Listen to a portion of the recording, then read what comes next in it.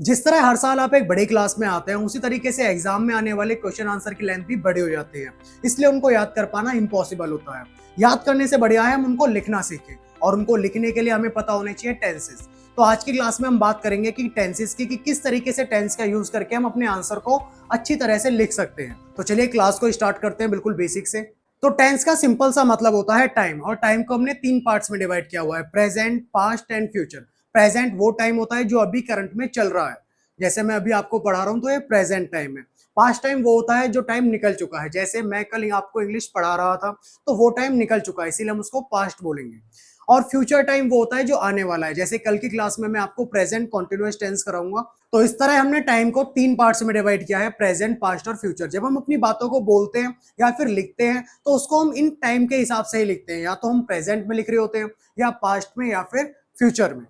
तो चलिए हम स्टार्ट करते हैं। टेंस में इन तीनों ही टाइम के अंदर हमें चार अलग अलग तरीके के टेंस देखने को मिलते हैं। प्रेजेंट में चार टेंस होते हैं, जैसे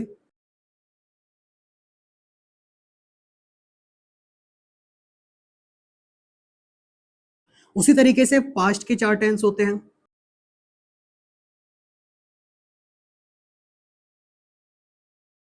उसी तरह जब हम बात करते हैं फ्यूचर की, तो फ्यूचर में भी चार टेंस देखने को मिलते हैं: फ्यूचर,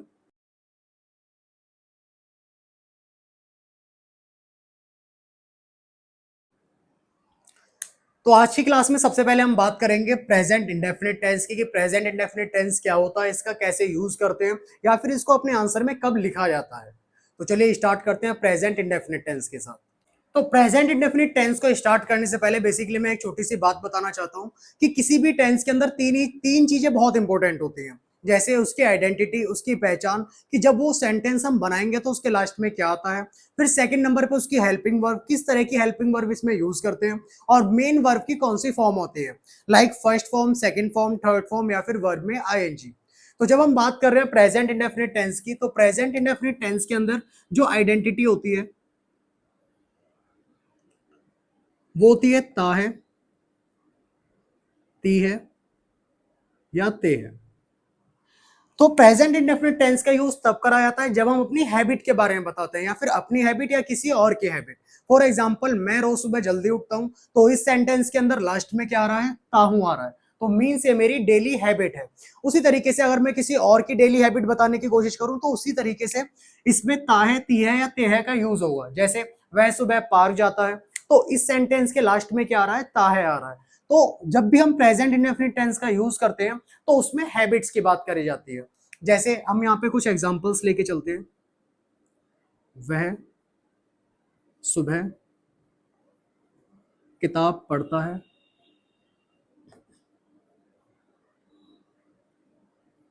हम स्कूल में क्रिकेट खेलते हैं। तो आप नोटिस कर रहे होंगे यहाँ पे कि हर एक टेंस के लास्ट में ता है या फिर ते है आ रहा है, जो कि किसके बारे में बता रहा है, जो अगेन हमें हैबिट के बारे में बता रहा है। या तो हमारी हैबिट होगी या फिर किसी अदर पर्सन की हैबिट होगी। तो इसी तरीके से और भी सेंटेंसेस का यूज हम इसके अंदर कर सकते हैं।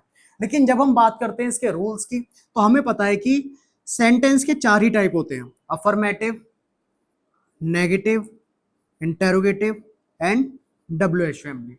तो अफर्मेटिव सेंटेंस किस तरह से होगा, अफर्मेटिव सेंटेंस होगा जैसे मैंने लिखा, वह किताब पढ़ती है।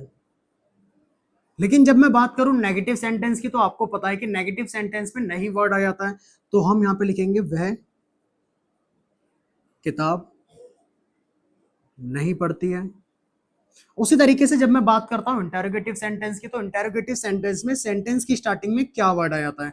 मीन्स हम किसी से क्वेश्चन कर रहे होते हैं, क्या वह किताब पढ़ती है। उसी तरीके से जब हम बात करते हैं डब्ल्यू एच फैमिली के सेंटेंस की, तो इसमें क्या होता है कि बीच में एक डब्ल्यू एच फैमिली वर्ड आ जाता है, जैसे वह कौन सी किताब पढ़ती है। या हम ऐसे बोल सकते थे, वह किताब क्यों पढ़ती है, या वह कैसे किताब पढ़ती है। अब इस सभी के अंदर क्या होता है कि बीच में एक डब्ल्यू एच फैमिली वर्ड आ रहा था। तो कहने का मतलब यह है कि हमारे सेंटेंस के 4 टाइप होते हैं, अफर्मेटिव, नेगेटिव, इंटेरोगेटिव और डब्ल्यूएच फैमिली। और इन सभी के एग्जांपल मैंने आपको लिख के दिखा दिए ताकि आपको इन्हें सीखने में और आसानी रहे। अब हम बात करते हैं इनके रूल्स की कि अफर्मेटिव सेंटेंस जो है उसको किस तरीके से इंग्लिश में ट्रांसलेट करा जाएगा, उसी तरह से नेगेटिव, इंटेरोगेटिव और डब्ल्यूएच को कैसे इंग्लिश में लिखना है। तो जब हम बात करते हैं अफर्मेटिव सेंटेंस की तो हमें सबसे पहले यूज करना होता है सब्जेक्ट को, उसके तुरंत बाद आता है वर्ब, वर्ब की फर्स्ट फॉर्म, और उसमें हमें ऐड करना होता है एस या ईएस को। उसके बाद हम यूज करते हैं ऑब्जेक्ट का, और लास्ट में आता है एटसेट्रा। अब आपको पता है कि हमारे सब्जेक्ट के 2 टाइप होते हैं, सब्जेक्ट हमारा या तो सिंगुलर होगा या फिर हमारा सब्जेक्ट प्लूरल होगा। जब हमारा सब्जेक्ट सिंगुलर होता है तो सिंगुलर में क्या आएगा, आप किसी का नाम आ सकता है, ही, शी, इट, और प्लूरल में आई, वी, यू, दे। अब यहाँ पे आप बहुत ध्यान से समझने वाली बात यह है कि अगर हमारा सब्जेक्ट सिंगुलर है तो हमें वर्ब में एस या ईएस का यूज करना होता है। जब हमारा सब्जेक्ट सिंगुलर होता है, मींस किसी का नाम आ रहा है, ही आ रहा है, शी आ रहा है, तो उस टाइम पे हमें वर्ब के साथ एस या ईएस का यूज करना होता है। और अगर हमारा सब्जेक्ट सिंगुलर नहीं है, वो प्लूरल है, तो उस टाइम पे हमें सेंटेंस में एस या ईएस का यूज नहीं करना है। जैसे अब यहाँ पे पहले कुछ एग्जांपल्स की बात करते हैं। मैंने यहाँ पे लिखा वह पार्क जाती है। अगर आप इस सेंटेंस को ध्यान से देखेंगे तो ये एक अफर्मेटिव सेंटेंस है। तो इसमें सबसे पहले हमें यूज करना है सब्जेक्ट का। सब्जेक्ट वो व्यक्ति होता है जो काम कर रहा होता है, जो एक्शन कर रहा है। तो इस सेंटेंस में पार्क जाने का काम कौन कर रहा है, वह। तो यहाँ पे कोई लड़की है तो हमने यूज करा शी। उसके तुरंत बाद हमें वर्ब यूज करनी है। वर्ब क्या होता है, वर्ब एक एक्शन वर्ड होता है जिसके द्वारा हमें एक सेंटेंस में एक्शन का पता चलता है कि क्या काम किया जा रहा है।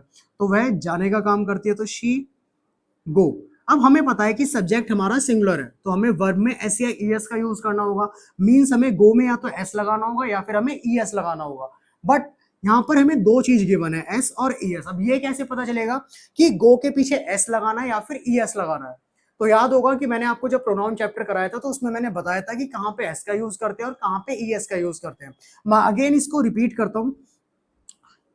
ईएस हम तब लगाते हैं जब हमारी वर्ब के लास्ट में या तो एस आ रहा हो, या डबल एस आ रहा हो, सी एच आ रहा हो, एस एच आ रहा हो, जेड आ रहा हो, ओ आ रहा हो, या फिर एक्स आ रहा हो। तो आपको सिंपली दिखाई दे रहा है कि गो के पीछे क्या आ रहा है, ओ आ रहा है, जो कि इस लाइन में गिवन है।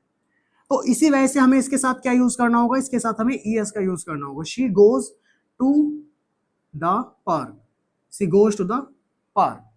इसी तरीके से मैंने यहां पर एक सेंटेंस और लिखा। मैंने लिखा हम क्रिकेट खेलते हैं। अब इस ये अगेन एक अफर्मेटिव सेंटेंस है। इसको आप किस तरह से बनाएंगे, तो आपने रूल को फॉलो करा। सबसे पहले सब्जेक्ट था तो सब्जेक्ट है वी, फिर उसके बाद वर्ब आनी थी। तो वर्ब इसमें क्या है, क्या काम हो रहा है, खेलने का काम हो रहा है, तो वी प्ले। अब हमें पता है कि वर्ब में हमें एस या ईएस का यूज करना है। तो हमने देखा कि हमारा सब्जेक्ट कैसा है, हमारा सब्जेक्ट है प्लूरल, और प्लूरल में तो एस या ईएस का यूज करते ही नहीं है। मींस यहाँ पे वर्ब को हमें ऐसे ही रहने देना है, उसमें ना तो एस लगाना है और ना ही ईएस लगाना है। तो वी प्ले द क्रिकेट। अब इसी तरीके से 2 सेंटेंसेस आप मुझे बना के दिखाना नीचे कमेंट में। मैंने कैसे लिखा, तुम किताबें पढ़ते हो, वह गांव जाता है। आपको ये दोनों ही सेंटेंसेस मुझे नीचे कमेंट में बताने हैं। तो चलिए अब हम आगे पढ़ते हैं यहाँ पे नेगेटिव के रूल को, कि नेगेटिव का रूल किस तरीके से काम करता है। तो जब हम बात करते हैं नेगेटिव के रूल की, तो नेगेटिव सेंटेंस के रूल में अगेन सबसे पहले सब्जेक्ट आता है। उसके तुरंत बाद हमें यूज करना होता है डू या डज का, जो कि प्रेजेंट इंडेफिनिट टेंस की हेल्पिंग वर्ब है। तो डू डज, उसके तुरंत बाद हमें यूज करना होता है नॉट का, फिर वर्ब की फर्स्ट फॉर्म, और फिर ऑब्जेक्ट, और फिर एटसेट्रा। अब यहाँ पे आप अफर्मेटिव और नेगेटिव जो रूल है यहाँ पे दोनों के, दोनों में कंपैरिजन करोगे तो आप पाएंगे कि अफर्मेटिव के रूल में कहीं पे डू डज नहीं आया था। मींस हमें क्या करना होता है, यहाँ पे सब्जेक्ट के तुरंत बाद वर्ब लगानी होती है और वर्ब में एस या यस का यूज करना होता है। लेकिन जब हम बात करते हैं नेगेटिव की, तो नेगेटिव में हेल्पिंग वर्ब का आना स्टार्ट हो जाता है, जैसे सब्जेक्ट और उसके तुरंत बाद हेल्पिंग वर्ब, मतलब डू डज, फिर उसके बाद नॉट, फिर वर्ब में फर्स्ट फॉर्म। अब हमें यहाँ पे एस या यस लगाने की जरूरत नहीं है क्योंकि ऑलरेडी हमारे यहाँ पे हेल्पिंग वर्ब आ चुकी है, और फिर उसके बाद यहाँ पे ऑब्जेक्ट और फिर एटसेट्रा। तो अब हम बात करते हैं इंटेरोगेटिव सेंटेंस की। तो इंटेरोगेटिव सेंटेंस में सबसे पहले हमें हेल्पिंग वर्ब का यूज करना होता है, फिर उसके बाद सब्जेक्ट, फिर उसके बाद ऑप्शन में नॉट, देन हमारी हेल्पिंग वर्ब, उसके बाद ऑब्जेक्ट और फिर एटसेट्रा और लास्ट में क्वेश्चन मार्क। जब हम डब्ल्यू एच फैमिली वर्ड का रूल लिखते हैं यहाँ पे, तो सबसे पहले डब्ल्यू एच फैमिली वर्ड, उसके तुरंत बाद डूडज, फिर सब्जेक्ट, ऑप्शन में नॉट, फिर वर्ब की फर्स्ट फॉर्म, ऑब्जेक्ट और एटसेट्रा, इस तरह से। अब हम बात करेंगे कुछ एग्जांपल्स की कि किस तरीके से रूल का यूज जो है एग्जांपल्स में किया जाता है, और आप इनको डेली लाइफ में भी इस्तेमाल कर सकते हैं। जैसे मैंने पहला एग्जांपल लिया, वह सुबह नाश्ता करता है। अब इस सेंटेंस को आप इंग्लिश में किस तरीके से बनाएंगे? In morning he does breakfast. अब इस सेंटेंस को समझने के लिए आप सबसे पहले देखिए अफर्मेटिव के रूल को। तो अफर्मेटिव के रूल में सबसे पहले आया हुआ है सब्जेक्ट। सब्जेक्ट वो होता है जो काम कर रहा होता है। अब इस सेंटेंस में नाश्ता कौन कर रहा है? ही। तो यहाँ पे सब्जेक्ट हो गया हमारा ही। फिर उसके बाद वर्ब आनी थी, तो वर्ब हमने यूज करी डू। डू का मतलब होता है करना, है ना। और फिर हमें यूज करना था वर्ब में एस या ईएस को। और मैंने बताया था कि एस या ईएस यूज करने के लिए हमें पता होना चाहिए कि वर्ब में के लास्ट में क्या आ रहा है। तो वर्ब के लास्ट में यहाँ पे क्या आ रहा है? ओ। तो हमें एस या ईएस की जगह पे यहाँ पे ईएस का यूज करना होगा। तो इसलिए मैंने डू के एंड में ईएस का यूज करा, और फिर लास्ट में आ गया हमारा ब्रेकफास्ट। इसी तरीके से मैंने यहाँ पर दूसरा सेंटेंस लिया, तुम अपने दोस्तों के साथ खेलते हो। अब इस सेंटेंस को आप किस तरह से बनाएंगे? अगेन ये अफर्मेटिव का सेंटेंस है, तो हमें अफर्मेटिव के रूल को फॉलो करना होगा। सबसे पहले आएगा सब्जेक्ट। सब्जेक्ट हम किसकी बात कर रहे हैं? तुम की बात कर रहे हैं, और तुम की इंग्लिश होती है यू। फिर उसके बाद हमें वर्ब का यूज करना है। तो इस सेंटेंस में क्या काम हो रहा है? इस सेंटेंस में खेलने का काम हो रहा है। तो खेलने की इंग्लिश क्या होगी? प्ले। तो यू प्ले। अब हमें देखना है कि इसके बाद एस या ईएस लिखा हुआ है, मतलब रूल के अंदर एस या ईएस गिवन है। तो हमें वर्ब में या तो एस लगाना होगा या फिर ईएस लगाना होगा। तो हमने देखा कि हमारा सब्जेक्ट तो प्लूरल है, और प्लूरल में एस या ईएस का यूज होता ही नहीं है। तो हमें वर्ब को यहाँ पे प्ले नहीं रहने देना है, मीन्स उसमें ना तो एस का यूज करना है और ना ही ईएस का यूज करना है। यू प्ले, तुम खेलते हो। किसके साथ? अपने दोस्तों के साथ। तो विद। अब यहाँ पे अपने की इंग्लिश क्या आएगी? तो अपने की इंग्लिश के लिए मैंने बताया था कि हमें देखना होता है सब्जेक्ट को। सब्जेक्ट है हमारा तुम, तो हमें प्रोनाउन की टेबल में यू वाली लाइन में हमें देखना है कि पजेसिव एडजेक्टिव क्या आया हुआ है। तो यू प्ले विद, तो यहाँ पे अपने की इंग्लिश होगी your. You play with your friends. अगर आपको प्रोनाउन की टेबल नहीं आती तो आप प्रोनाउन की वीडियो में जाके उस टेबल को नोट डाउन कर सकते हैं।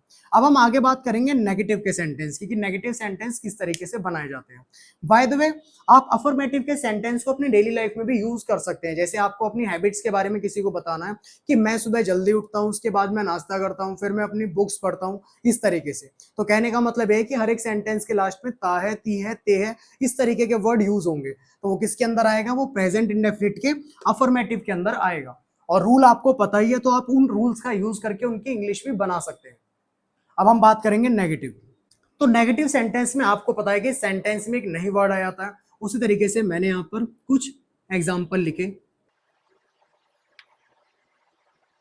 अंजलि खाना नहीं खाती है। अब इस सेंटेंस के अंदर सब्जेक्ट क्या है? इस सेंटेंस में सब्जेक्ट है अंजलि, ठीक है, जिसके द्वारा काम किया जा रहा है। तो अंजलि हो गई, तो अंजलि। फिर उसके बाद हमें डू या डज का यूज करना है। तो हमें पता है जब भी सेंटेंस में कोई नाम आता है तो हमेशा सिंगुलर होता है, और सिंगुलर के साथ हमें यूज करना होता है डज का। और प्लूरल में हम यूज करते हैं किसका? डू का। तो अंजलि के साथ हमने यूज करा डज। फिर उसके बाद सेंटेंस रूल में बोला गया नोट का यूज करो, तो हमने यहाँ पे नोट लगाया। फिर उसके बाद वर्ब आनी है। वर्ब मतलब सेंटेंस में क्या काम हो रहा है? तो खाने का काम है, तो Anjali does not eat the food. वैसे ही मैंने यहाँ पर एक दूसरा एग्जांपल लिया। मैंने बोला वे लड़के मार्केट से कपड़े नहीं खरीदते हैं। तो इस सेंटेंस में सब्जेक्ट क्या रहने वाला है? इस सेंटेंस में सब्जेक्ट रहने वाला है वे लड़के, या इसको हम बोल सकते हैं वो लड़के। तो वो लड़के की इंग्लिश क्या होती है? मैंने बताया हुआ था आपको कि वो, ये, यह और वह, इनकी इंग्लिश क्या होती है। तो मैं अगेन यहाँ पे लिख देता हूँ। यह की इंग्लिश होती है दिस, वह की डैट, ये को बोलते हैं दीज, और वो को बोलते हैं दोज। तो यहाँ पे वो की इंग्लिश क्या रहने वाली है, दोज। तो यहाँ पे होगा ये दोज बॉयज। क्या हमारा सब्जेक्ट सिंगुलर है? क्या हम किसी एक लड़के की बात कर रहे हैं? नहीं, यहाँ पे हम बात कर रहे हैं बहुत सारे लड़कों की, तो हमारा सब्जेक्ट प्लूरल है। और जब भी सब्जेक्ट प्लूरल होता है तो हमें यूज करना होता है डू का। तो दोज बॉयज डू नॉट, फिर डू हमारा डू हेल्पिंग वर्ब हो गई, उसके बाद हमने नॉट यूज कर लिया, फिर हमें लगानी है वर्ब। वर्ब है खरीदना, तो खरीदने की इंग्लिश होती है बाय। तो those boys do not buy, क्या नहीं खरीदते वो कपड़े। हमेशा वर्ब के बाद वो ऑब्जेक्ट आता है जो उससे जुड़ा हुआ है। मीन्स बाय की बाय का मतलब क्या होता है, खरीदना। तो क्या खरीदते हैं, तो सेंटेंस में हमें पता चल रहा है कपड़े खरीदते हैं, है ना। तो यहाँ पे those boys do not by the clothes from the market. तो बहुत बच्चे यहीं पे कंफ्यूज होते हैं। वो क्या करते हैं यहाँ पे, वो इस तरीके से करते हैं, those boys do not buy, और उसके बाद मार्केट की स्पेलिंग भी वो लिख सकते थे। तो ये सेंटेंस ऐसे बनता, फिर those boys do not bye market. तो क्या वो बच्चे क्या वो लड़के मार्केट नहीं खरीद रहे हैं? नहीं, वो लड़के बात कर रहे हैं कपड़े खरीदने की, है ना। तो इस सेंटेंस में हमेशा वर्ब के बाद वो चीज आएगी जो उससे जुड़ी हुई है। अब हम बात करेंगे कुछ इंटेरोगेटिव सेंटेंस की, कि इंटेरोगेटिव सेंटेंस को किस तरीके से इंग्लिश में ट्रांसलेट करा जाता है। जब हम किसी से क्वेश्चन पूछते हैं कि क्या तुम पार्क जाते हो, क्या तुम सुबह जल्दी उठते हो, जब हम उनके हैबिट से रिलेट करके क्वेश्चन पूछते हैं, तो इस टाइम पे हम इंटेरोगेटिव सेंटेंस या WH फैमिली का यूज करते हैं। तो इसमें किस तरीके के सेंटेंस आएंगे, तो इंटेरोगेटिव सेंटेंस में मैंने एग्जांपल लिया, क्या तुम अपना काम करते हो, क्या तुम अपना काम करते हो। अब इस सेंटेंस को मुझे इंग्लिश में ट्रांसलेट करना है, तो मैं किस रूल का फॉलो करूंगा, यहाँ पे मैं फॉलो करूंगा इंटेरोगेटिव के रूल को। तो सबसे पहले मेरे को डू डज का यूज करना होगा, जो कि हेल्पिंग वर्ब है, और हमेशा हेल्पिंग वर्ब का यूज हम सब्जेक्ट के अकॉर्डिंग करते हैं। तो यहाँ पे सब्जेक्ट क्या है हमारा, यू मीन्स तुम, और यू के साथ हमेशा यूज कराया जाता है डू का। तो पहले हमने यूज करा डू, फिर उसके बाद सब्जेक्ट आएगा हमारा यू, फिर उसके बाद हमें नॉट का यूज करना है, बट नॉट यहाँ पे ऑप्शनल है, अगर सेंटेंस में है तो लगाना है, अदरवाइज जरूरत नहीं है। तो नॉट हमारा सेंटेंस में गिवन नहीं है, तो हमें नहीं यूज करना। फिर उसके बाद वर्ब है, तो वर्ब करने की बात हम कर रहे हैं, तो डू यू डू अपना काम। तो मैंने बताया था अपने की इंग्लिश हमेशा हम सब्जेक्ट के अकॉर्डिंग लगाते हैं। सब्जेक्ट है तुम, तो उसके साथ आएगी your work. Do you do your work, क्या तुम अपना काम करते हो। ऐसी मैंने यहाँ पर दूसरा क्वेश्चन लिखा, क्या आर्यन तुम्हारे घर आता है।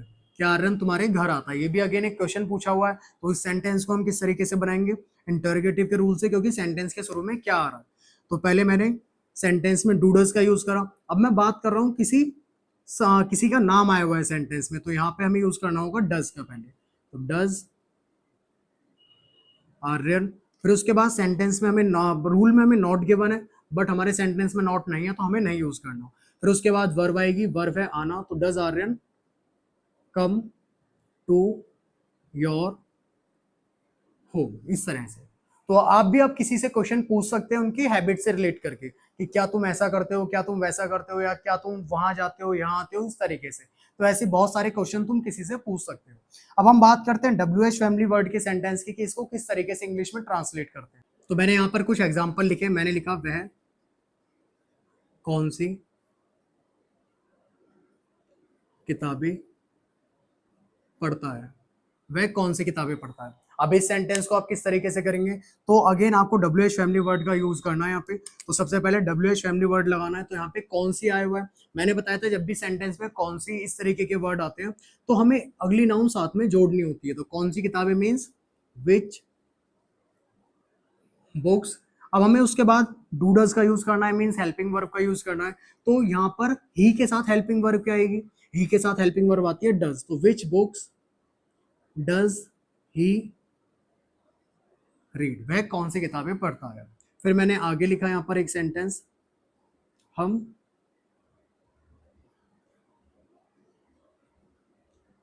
तुम्हारे घर में क्या